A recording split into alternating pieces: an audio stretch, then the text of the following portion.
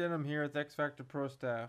I wanted to run you guys through a couple of ways of rigging the XFactor Shrimptails and the Steely Slayers for steelhead salmon, as we got so many of the steelhead starting to pour in now. It's time to get ready and get rigged up. So let's first take a look at the Shrimptail.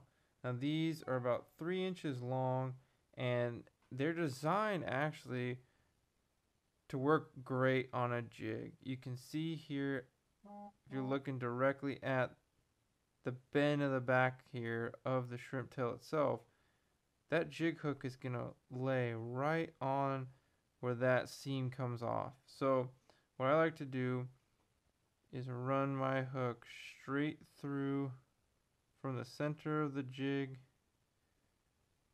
right on out, and you can see right there, right where that starts to bend,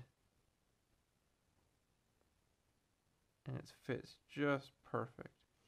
So now this jig is gonna sit, but that tail has just enough to hang off and use what it's made to for the movement. Now, I don't know if you guys have seen these before, but with the way that this is already, it'll fish great. But if you ever have a false hook set or something, that shrimp tail now is gonna slide up just like that. So there's a great thing out there that XFactor tackle carries as well, but they're called bait buttons, and they're actually a little tiny rubber disc that goes on the shank of your hook, and this prevents your bait from sliding around. So here's your little dispenser that comes with. You find the center of the little disc with the hook point. You push it right over the top of the jig. So now you have a bumper that's going to work to keep that shrimp tail from sliding up off the hook.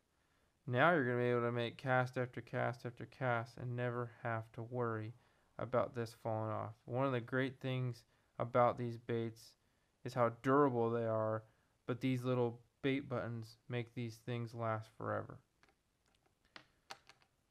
So the other rig here we have is the Steely Slayer. Now, as you saw with these jig hooks, I'm actually using the Matsuo sickle, and I believe they're a size 2 or size 1, but they work great here on the shrimp tails. But I have these other jigs that I recently am trying out. They are called a worm keeper jig, and you can look at these. They have the little wire piece right there on the bottom half of the shank. Now what that's going to do is it's going to grab more of the plastic as the hook slides through.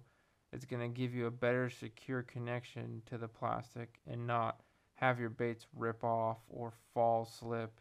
And that's essentially what these little bait buttons do, but now they're incorporating that into a jig hook itself. So in rigging one of these, again, it's the same concept as the shrimp tail, but now you're looking at an actual worm itself. So what you need to do is to lay out where that hook shank is going to come out, more or less, and you're going to thread just like you did with the shrimp tail. Let's see where I mark. You're going to get that to come slide right out. Push through. Now that barb now is in there good of the plastic, and I can tug on this and that thing's not going anywhere. Whereas without the bait button on there, you saw it just slides right off. So there's 2 great ways to rig these baits that are deadly effective for salmon and steelhead. But there are also another couple ways to get different action out of these baits. The shrimp tail is made to lay flat, as you see here. It gives a lot more room of the tail to hang off the back and move just like you can see. But if you turn this tail now on its side, you're going to give a different action here as this tail moves about. So to do that, essentially you're taking the same point of entry that you had for the hook point coming out right here at the edge of that turn of the shrimp tail, but now you're just going to be turning that on its side. So as we do this, now this jig's going to stand straight up on the tail end. And again, go through, put your bait button on. And I always like to have one just for safekeeping. You don't have to. But again, it's going to keep this from sliding around too much. So now you got your bait button on there. That thing's ready to go fish. So the same thing can be done in essence with these Steely Slayers.